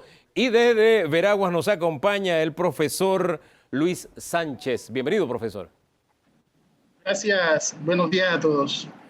Profesor, comencemos con usted. Se da el anuncio, cronograma, los gremios reaccionan y plantean requisitos. Algunos de estos requisitos son deudas ancestrales en educación que tenemos que enfrentar. Pero son requisitos tan ancestrales que yo tengo una pregunta que la tengo entre pecho y espalda. ¿Ustedes quieren o no quieren regresar a trabajar a las aulas de clases?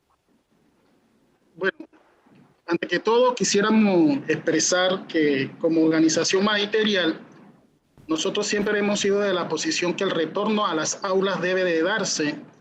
ya que los aprendizajes en el modelo a distancia no es el adecuado. Inclusive muchas potencias, países con grandes recursos no han podido sostener este modelo de aprendizaje a distancia. Usted me hizo una pregunta sobre requisitos. Bueno, los requisitos no los creamos nosotros los gremios magisteriales, en esta ocasión AEB. Lo que sí nos preocupa a nosotros es que ya hay un decreto ejecutado, el 435 del 13 de abril, y esos requisitos están plasmados en el artículo 2. O sea que para que un centro educativo pueda abrir, tiene que reunir 5 condiciones indispensables. Nosotros los gremios magisteriales, la Asociación de Educadores Veragüenses, siempre hemos dicho de que el retorno tiene que darse de manera gradual, pero ahora con este decreto se garantiza que ese proceso gradual se dé de una manera más funcional y que las escuelas puedan reunir las condiciones necesarias para el retorno. Lo que sí nos preocupa a nosotros es que a la altura que nosotros vamos, la ministra de Educación solamente ha anunciado por medios de comunicación ciertas escuelas, pero el decreto queda muy abierto y nosotros somos muy responsables, nosotros sí somos responsables y nosotros tenemos que decir de que si acaso el 10% de las escuelas van a abrir, no es porque los gremios magisteriales se oponen, sino es porque los mismos requisitos contemplados en el nuevo decreto va a ser algo imposible para las escuelas. Miren, yo aquí tengo en mano un estudio de un ingeniero en bioseguridad en la cual para una escuela de 25 personas, háblese maestro, administrativo, estudiante, una sola escuela con 25 estudiantes tiene que por lo menos tener un presupuesto de $620. Entonces, estamos hablando de una escuelita chiquita. Ahora, imagínense la mayoría de las escuelas que tenemos nosotros en el casco, en la ciudad, que es lo que está en este momento el tema de la palestra entre los directores y la ministra de Educación, porque los fondos destinados del FESE no se han podido, inclusive en el 2020, otorgar a las direcciones o a las escuelas. Uno de los requisitos que nosotros queremos mencionar aquí, que está en el artículo 2, es haber conformado el comité escolar. Ahora, mi pregunta es, aquí nosotros tenemos las medidas de bioseguridad que están establecidas desde el 2020. Sí. Son 7 miembros que conforman esa medida de ese comité COVID-19 y miren, uno de los miembros tiene que ser un coordinador de gestión de riesgos y desastres. Aquí tiene que ser una persona preparada, tiene que ser una persona idónea. Entonces, este mismo comité tiene que cumplir una serie de requisitos también para poder, porque ellos son los que deciden, no somos los gremios, licenciados y a los oyentes. Sí. Es el comité el que decide si la escuela puede abrir o no puede abrir. Vamos a hacer un alto ahí y le argumento de por qué le hice la pregunta de esta manera. Desde que se anunció el tema de el posible retorno, he escuchado siempre una razón adicional más allá de lo que dicen los decretos. Esta semana la profesora Yadira Pino me dijo que tenían que pasar una ley de cumplimiento por la Asamblea Nacional. Imagínense, hasta eso ya está en el tapete. Por eso decía, hay requisitos que van surgiendo con el paso del tiempo. Usted me dice que no, que es lo que dice el decreto y que el 10% podría abrir. Yo no sé, a mí me llena de entusiasmo que por lo menos el 10% pueda hacer semipresencial. ¿A usted no, Nivia Rosana?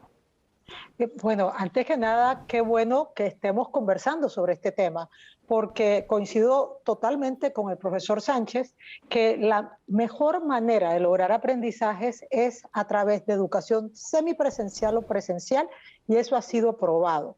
Definitivamente lo que tuvimos el año pasado fue una fórmula para lograr retener a nuestros estudiantes a través de la educación a distancia, porque había un riesgo genuino de una deserción escolar masiva. Por el otro lado, el derecho fundamental a la educación que tenemos todos los seres humanos, por el hecho de nacer, también a la salud, por supuesto, y entendiendo que la educación presencial logra en un momento dado que se desarrolle la autorregulación, la socialización, ayuda incluso a la verificación de nutrición, de salud, de bienestar de los muchachos y por supuesto no hay nada que pueda sustituir el contacto humano. Así que me encanta escuchar esto, pero por el otro lado sí tengo que hacer énfasis en algo. El tema de las infraestructuras escolares ha sido un debate que nosotros, incluso a nivel personal, hemos traído a la mesa. Uno de los problemas más grandes es el inventario del estado de las escuelas. Y Panamá sí es verdad que tiene un sesgo y un problema y un rezago en ese sentido. Pero habiendo dicho eso, el derecho a la educación es inalienable. Nosotros no somos quienes para decidir que se le va a dar educación de calidad a un niño y a otro no, según el contexto en el que vive. Entonces, también el debate debiera ser, además del retorno a modalidad presencial, garantizar educación de calidad en cualquier modalidad educativa. Eso implica una serie de aspectos, porque incluso iríamos a un modelo semipresencial. Y la semipresencialidad incluye, por supuesto, un componente a distancia. Entonces, lo primero que debiéramos hacer, y ya hablo de lo que a mí me interesa, más allá del tema de volver en físico un aula, eso es un elemento para lograr el primer objetivo de cualquier educador y de cualquier sistema educativo, claro, que son aprendizajes significativos. Entonces, pienso que hay que ver qué deficiencias traemos en 2020, cómo las vamos a suplir, cuáles son nuestras estrategias para ubicar a aquellos estudiantes que no fueron el año pasado y aquellos que han sido reinsertados, ayudarlos para que haya esa nivelación. Pero insisto en algo, por supuesto que las clases presenciales son importantes con bioseguridad. Ahora, en eso comparto totalmente la opinión del profesor, y la bioseguridad empieza con el compromiso de la comunidad educativa y con un protocolo que debe ser cumplido estrictamente. Claro, y eso queda en manos de la comunidad educativa. Ahora bien, el punto es, podemos ir trabajando en el tema calidad de la educación y en simultáneo ir trabajando en lo que es la semipresencialidad, o espérate, discutamos la calidad y cómo lo vamos a hacer y después vamos a la semipresencialidad, o debemos tener esa capacidad de ir trabajando en varios frentes en simultáneo. ¿Cómo lo ve el profesor? Gracias. Miren, las cosas tienen que hacerse de manera organizada. El 2020 para nosotros fue muy difícil. Para los educadores, el 2020 nos dejó marcada una brecha que el Ministerio de Educación a través de los años, por décadas, no habían reparado, y a pesar de que nosotros traíamos ese arrastre, la pandemia golpeó más. Sí. El 2020 nosotros inclusive, si acaso logramos cumplir con el 20% del currículo priorizado, que es lo que hemos dicho, que la calidad de los aprendizajes en el modelo educativo a distancia no es efectivo, claro. No es efectivo. Entonces, ¿qué le corresponde al Ministerio de Organización? Para nosotros debió aprovechar todo este tiempo. Sí, profesor, disculpe, profesor, disculpe que estamos contra el tiempo. Voy a hacer la pregunta nuevamente. ¿Tenemos que esperar discutir el tema calidad para regresar a clases o podemos ir en simultáneo haciendo cosas? Esa es la pregunta. Ambas. Ajá. Tenemos que ir ambas porque el tiempo es prematuro y estamos hablando de un proceso gradual de retorno, y aquí tienen que ir encadenadas todas una tras la otra para poder resolver el problema que tenemos grande en Panamá, que es el tema de la calidad de los aprendizajes y el tema de la bioseguridad e infraestructura de los centros educativos. Eso también es una buena noticia, que podamos tener esa disposición de los gremios de ir trabajando las dos cosas en simultáneo. ¿No lo ve también así, Nivia? A mí me parece fantástico, porque en realidad si nos podemos analizar ya en detalle, obviamente vamos hacia la virtualidad, pero la virtualidad nunca va a reemplazar el contacto humano. A veces he leído quienes dicen, no, son autodidactas los muchachos. No, los muchachos no son autodidactas per se, porque nosotros sabemos que la pedagogía es la que aplicamos cuando estamos con muchachos pequeños y adolescentes. Y ya entrar a otras metodologías de aprendizaje como la andragogia, que es para adultos, estamos hablando de otra cosa. Entonces, yo sí quiero insistir que hay que hacerlo en simultáneo. Tenemos que analizar dónde están las deficiencias, que hay muchos actores que pueden colaborar, por ejemplo, las universidades, porque ellos en este momento han recibido estudiantes del año pasado, de 2020, egresados del sistema, y saben cuáles son las lagunas. Entonces, podemos buscar toda esa información, y esto debe ser un trabajo nacional. Esto no corresponde a los educadores solamente, tampoco al Ministerio de Educación. Esto es un trabajo en equipo con estudiantes, padres de familia, sociedad civil, la academia. Debemos ir de la mano, porque en realidad, y aquí quiero ser enfática, los efectos de la pandemia, probablemente en 20 años va a ser un recuerdo como el tema que hubo en su momento sobre la fiebre española. Pero si nosotros no hacemos algo, estamos condenando a la pobreza y a la desesperanza a miles de niños, tomando en cuenta que en Panamá 1 de cada 3 niños menores de 17 años son personas en condiciones de pobreza multidimensional. Entonces tenemos que verlo desde ese aspecto y también pedir que todos nos empoderemos. Esto no es responsabilidad solo de los educadores. Yo creo que nos quedaríamos cortos. Tenemos que pensar que la escuela es el lugar más sagrado de una sociedad, junto con nuestras iglesias, por supuesto, porque por ahí eso, es donde tenemos al futuro de nuestra nación, que como me dicen ellos y me corrigen, son el presente. y coincidiendo con usted en ese aspecto y sabiendo que todos tenemos una responsabilidad, yo sí quedé preocupado esta semana cuando escuché a dirigentes docentes decir que había una campaña irracional de odio contra los docentes. Yo quiero saber en qué se sustenta eso y también estar en contra si es que eso existe, porque es fundamental el papel del docente en el proceso de enseñanza-aprendizaje, sabiendo que todos tenemos una responsabilidad y que identifique, si usted está de acuerdo en eso, profesor, quiénes están detrás de esa campaña irracional de odio para que se desenmascare, si es que existe esa campaña. Bueno, nosotros somos muy respetuosos. Nosotros no, en nuestro planteamiento nunca atacamos. Nuestro planteamiento siempre van de acuerdo a un sustento científico y un sustento tecnológico. Lamentablemente, sí hemos visto en las redes sociales, mire, estamos hablando de 47,000 educadores que han sido totalmente atacados realmente por algunos comunicadores que dejan mal al país y dejan mal a los educadores. Nosotros los educadores siempre hemos dicho que el respeto y la tolerancia está por encima de todo. Y si usted quiere tener un debate de altura, entonces tenemos que ser muy consecuentes y objetivos en las cosas que nosotros vamos a plantear. El tema educativo es un tema muy delicado, un tema para seguir hablando, es un tema en el cual nosotros como AEBE hemos inclusive presentado acuerdos. Entonces no pueden venir a decir de que somos nosotros los que tenemos la educación secuestrada, no pueden venir a decir de que somos nosotros los malos, de que por culpa de nosotros los estudiantes están así. No, es el propio sistema el que está así. Y si yo le hablé a usted de que hay un artículo que dice el decreto 435, no es porque Luis Sánchez y la Junta Directiva de AEBE, de casi más de sus 8,000 afiliados, lo inventó. No, esto está escrito y las cosas tienen que respetarse, las normas tienen que cumplirse. Profesor. Mira, licenciado, si aquí las normas se cumplieran en Panamá, usted no hubiese encontrado a ninguna persona en la calle. Aquí todos nosotros hubiésemos estado en paz, en tranquilidad. Pero ¿qué nos queda a nosotros? Ser fiscalizadores de que ahora desde el centro educativo se cumpla esto. Se cumpla esto, el compromiso del Estado, el compromiso de los educadores. Y lo más triste, y que el padre de familia prácticamente va a ser el responsable de lo que le pase a su hijo. Entonces, esas son las cosas que nosotros hemos venido observando y diciendo, y por decir esas cosas, entonces somos nosotros los que somos los malos. Pues. Entonces, profesor, esto es lo que daña la imagen realmente de todos aquí en Panamá. Quiero hacerle una sugerencia con todo respeto. Todo lo que usted acaba de decir, ninguno de esos argumentos jamás lo ha utilizado este servidor.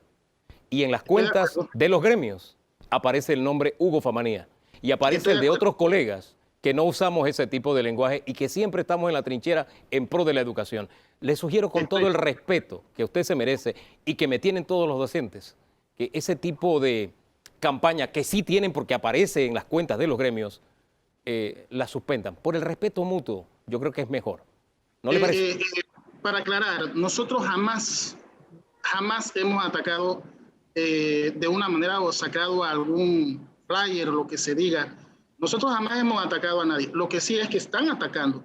Bueno, yo aquí en esto sí he sido respetuoso y vuelvo y le digo, y yo le agradezco a usted, licenciado, de que usted se ha mantenido al margen y que ha sido muy objetivo en sus entrevistas. Yo lo felicito. Lo que sí es que no podemos catalogar a todos, pero sí existen. Así como existen en todos sectores, buenos y malos, también los vamos a encontrar. Aquí el objetivo principal es empujar la educación hacia adelante, entre todos. Nivia, cierro con usted. Sí, solamente decirte que yo alabo las palabras del profesor, porque cuando él dice que su gremio no está en esta actitud, a mí me parece muy correcto, porque a mí también me pasó, Hugo, a mí me sacaron unos flyers bastante feos, y la verdad es que a mí me duele, porque creo que todos los panameños tenemos derecho a hablar de educación, a mirar hacia las escuelas. Y soy nieta de educadores y bisnieta de educadores. Yo creo en la educación y creo en la labor de los educadores. Aquí tenemos que dejar de estar en una situación de reactividad y pensar en realidad. ¿Quiénes son el sujeto y el objeto del proceso? ¿Por qué estamos aquí? ¿Cuál es la misión de un sistema educativo? Es formar. Y formar, como dice nuestra Constitución Nacional en su artículo 91, tenemos que formar para que estos jóvenes, a través de un método científico, tengan la capacidad de reemplazarnos en un futuro. Y eso implica una enorme responsabilidad. Por eso hoy estamos hablando de esto, y debemos seguir hablando. Y solamente para terminar, insistir. Educación de calidad indiferentemente de la modalidad. Mientras vamos al regreso en modalidad semipresencial o presencial, asegurarnos que lo que ocurre en los salones virtuales realmente sea un proceso en donde los estudiantes se estén beneficiando y estén aprendiendo y formándose integralmente. El gran reto de los educadores es ser líderes pedagógicos en educación a distancia. Y eso también lo podemos lograr como lo hemos hecho hoy en Debate Abierto, conversando, así con respeto, con altura, y compartiendo criterios que pueden ser disímiles, pero al final pensando que la educación es lo más importante. Sujeto y objeto de la educación son los estudiantes, el presente y el futuro del país. En eso nos tenemos que centrar, en por qué sí, en vez de por qué no se pueden hacer las cosas. Gracias a los dos por habernos acompañado hoy. Que tengan buen día. Gracias. Su balance, don Danilo. Bueno, llegamos a un punto crítico en el que el Estado panameño tiene que enfrentar el terrible riesgo de la ruptura escolar. Yo prefiero utilizar el concepto, el término de ruptura escolar y no de deserción, porque el concepto de deserción responsabiliza al niño, al joven. Él se fue, él desertó. Ruptura escolar responsabiliza a la sociedad. Y este es el gran problema. ¿Y por qué lo quiero decir con cierto matiz de emergencia y de urgencia? Porque hay la percepción equivocada, la creencia equivocada o la doctrina equivocada de que hay una relación directa entre desempleo y delincuencia, cuando en realidad no es así. Es entre no educación y delincuencia o criminalidad. Hombre, hay una frase muy conocida de Rubén Blades: hasta para ser maleante hay que estudiar. ¿Ah? Así que no se crea, usted siga estudiando, que eso es lo que necesitamos en el país, y sigamos conversando así, con respeto y sin campañas de descalificación. Además, le digo una cosa: una pregunta no implica que haya una campaña contra nadie. Una pregunta se responde, así de sencillo. Y un argumento se responde con un argumento, tal como lo hicieron nuestros invitados el día de hoy. Compartimos el mismo país y debemos tener un futuro, una mira, todos juntos. La descalificación de ese tipo no lleva a ninguna solución. En absoluto. Vamos a la pausa y regresamos en segundos porque dice el viceministro de la presidencia que el ministro y vicepresidente José Gabriel Carrizo cumplió con su palabra de transparencia y de rendir cuentas. Es más, que se han ido más allá en transparencia. Vamos a hablar con dos corrientes sobre este tema luego de la pausa.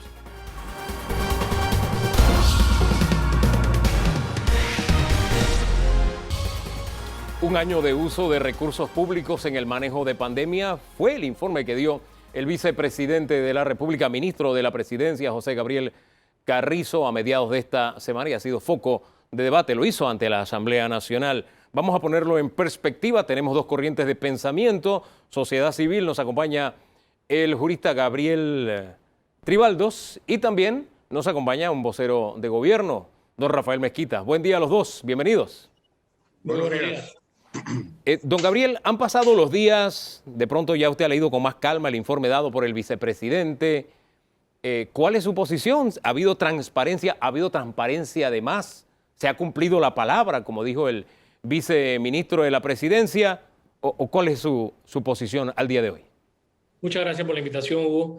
Mira, si nos remitimos al concepto de transparencia, una definición pues que no está para nada ahora mismo para ser creada, sino que ya es existente, donde se espera pues de un funcionario o de un gobierno de turno una total rendición de cuentas y un libre acceso a la información.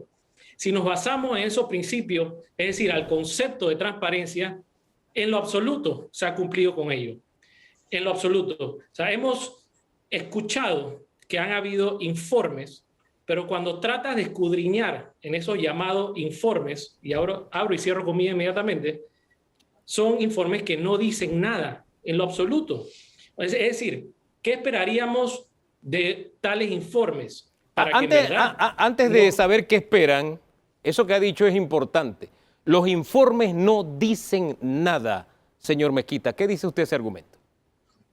Bueno, mire, buenos días. Obviamente que después de un año de pandemia, por primera vez el Ministerio de la Presidencia, en la cabeza del señor vicepresidente, presenta este informe de rendición de cuentas del Ministerio de la Presidencia, donde establece, primero que todo, cómo el Consejo de Gabinete aprobó 1.450 millones de dólares durante el año 2020 para atender los gastos de la pandemia en diferentes instituciones. Decide que el Ministerio de la Presidencia sea el coordinador de ese gasto. Presenta una serie de gastos, incluso el día de ayer se presentó un informe de rendición de cuentas del Ministerio en donde yo estuve entrando en Panamá Compras y quedó claramente establecido que durante el año 2020 en Panamá Compras aparecen 338 millones de dólares de gastos públicos registrados en más de 2.700 actos públicos y ahora ya en el 2021 hay 150 millones más de actos públicos registrados en Panamá Compras. Estamos hablando de 500 millones de dólares en Panamá Compras, que es una página oficial del Estado panameño en donde se registran todos los actos que han pasado todos los procesos de registro de la administración pública. Si eso no es rendición de cuentas, yo quisiera saber qué es lo que es rendición. Yo creo que entonces la respuesta la da el señor Tribaldo. ¿Qué le falta? Mire, ¿Qué sería rendición de cuentas entonces, señor Tribaldo? Mire, remitámonos precisamente a Panamá Compras. Se habla del gasto de 260 y tantos millones de dólares en más o menos 7 millones de bolsas de comida.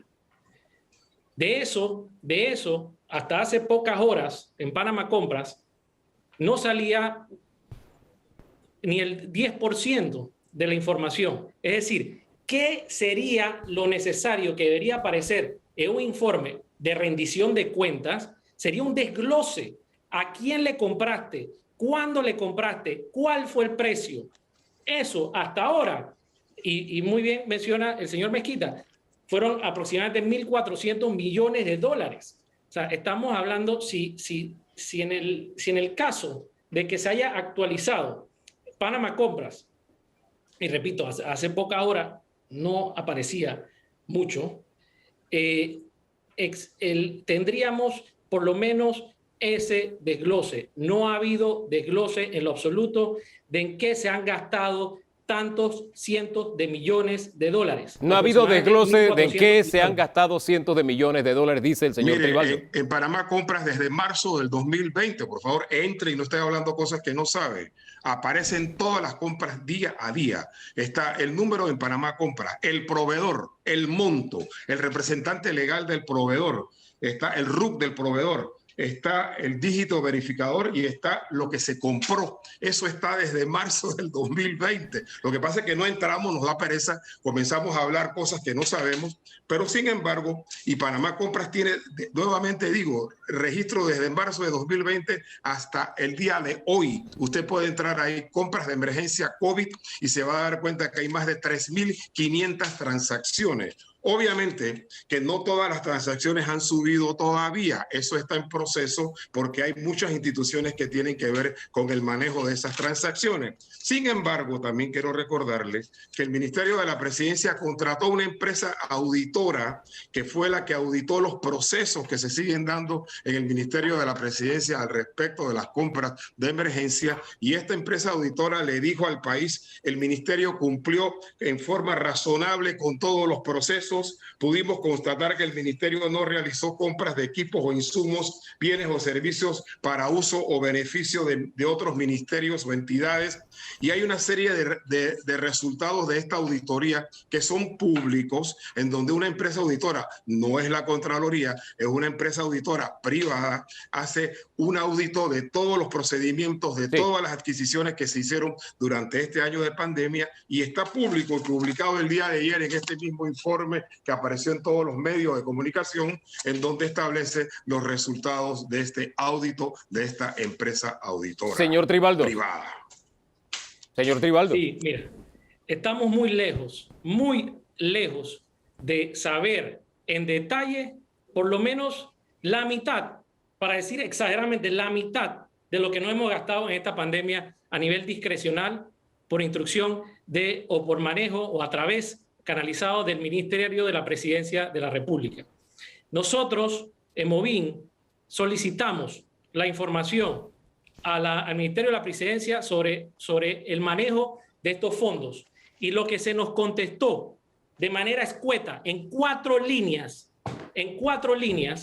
que nos parece más bien es un acto de viveza por parte del Ministerio de la Presidencia, y sumando las declaraciones, las penosas declaraciones del día de ayer del viceministro de la Presidencia, sencillamente nos decía: no se perfeccionó proceso alguno de contratación ni órdenes de pago, ya que tales documentos fueron anulados. Y eso fueron 4 líneas, por eso lo puedo leer a cabalidad. Entonces, falta absolutamente la transparencia. Nosotros, como movimiento, tenemos todo el derecho de pedir la información. Y no solamente como movimiento, porque tanto el que vende aguacate en el semáforo, como que pagó una tablet para que su hijo viera las clases virtuales y pagó impuesto de transferencia del 7%, tiene todo el derecho como ciudadano a exigir. Entonces, lejos de entregar la información debidamente con el debido desglose, lo que entran es a descalificar al solicitante, que es una falta de respeto a la ciudadanía. Cierre usted, señor Mezquita. Es penoso. No, por supuesto que el Movín tiene todo el derecho, y nosotros nos hemos reunido varias veces con ellos, al igual que todo ciudadano en este país, a exigir rendición de cuentas por parte de los funcionarios públicos. Ese es el derecho que tenemos en democracia. Ya yo le he respondido que si usted entra en Panamá Compras, al igual que todos los ciudadanos del mundo, puede darse cuenta de todas las transacciones con el detalle que le he dado. Sin embargo, también les recuerdo que nuevamente muchas de estas transacciones están en proceso, y por ley, cuando se levanta el estado de emergencia, que se debe levantar en el transcurso de los próximos meses, una vez pasemos la parte más difícil de la pandemia, el gobierno nacional tiene la obligación legal, 5 días después o antes de 5 días de que se acabe el estado de emergencia, de dar un detalle pormenorizado de todos los gastos que se dieron durante pandemia. Sin embargo, vuelvo y repito, en Panamá Compra ya se viene acumulando esa información desde el día 13, 14 de marzo del 2020. Entre a un link que llama estado de emergencia COVID-19 y verá, nuevamente repito, registradas más de 3.500 transacciones por cerca de 500 millones de dólares, en donde está el detalle de a quién se le compró, qué se le compró y por cuál precio se le compró, quién fue el proveedor de todas las compras registradas en Panamá Compra hasta el momento, de acuerdo al tema de la pandemia. El tiempo se nos acabó, señor Mezquita. Gracias por su participación. Gracias, señor Tribaldo, también por haber estado acá. Son 2 mundos distintos. Así es, 2 mundos, cada uno parte de su propia perspectiva, de sus propios intereses y de sus propias realidades. Y al final comparten y no llegan a ese punto de coincidencia, que es lo que uno espera cuando se da un debate. Exacto, ¿no? El gobierno obviamente se aferra a lo que tiene, y la posición de Movín también se aferra a lo que quiere. Lo cierto es que hay 2 consideraciones que ver. Uno, se hizo un ejercicio de parte del gobierno, y yo creo que eso hay que valorarlo como un ejercicio correcto. Si hay que pedirle algo al gobierno, es que de repente ese ejercicio aumente en frecuencia, que aumente cada vez con mayor proximidad entre un momento y otro. Y el gobierno a tomar nota y perfeccionar aquellas áreas efectivamente donde la sociedad le está exigiendo. Yo valoro el ejercicio de haber hecho lo que hizo. No lo descalifico, lo valoro y sugeriría que se acortara en frecuencia. Lo otro que vale la pena traer sobre la mesa es ¿cómo califican los organismos internacionales el desempeño del gobierno? Porque son ellos los que tienen que prestar dinero, son ellos los que califican al Estado, son ellos los que te dicen cuánto riesgo hay. ¿Un tema para un próximo debate? Exactamente. ¿Le parece? Así es. Gracias, don Danilo. Gracias a ustedes por la sintonía. El próximo domingo tenemos una cita nuevamente, primero Dios. De aquí entonces nos regalamos el mejor día de nuestras vidas. ¿Le parece? Bendiciones.